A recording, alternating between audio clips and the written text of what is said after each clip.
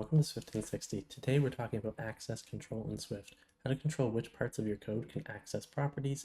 Access control lets us protect code by setting different access levels. Swift provides 5 main access levels: private, public, internal, file private, and open. Let's go ahead and dive on in. Starting with public and open. These levels make code accessible outside of the module or app.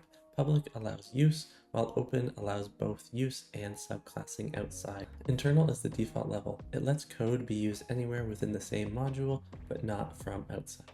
Here, name has an internal access, making it visible only within this module, like within the app's code. Private restricts access to within the same scope, like inside the same class or struct, while file private allows access across the entire file. Quick recap time. Public and open for broad access, internal for module only, private for restricted use, and file private for file only access.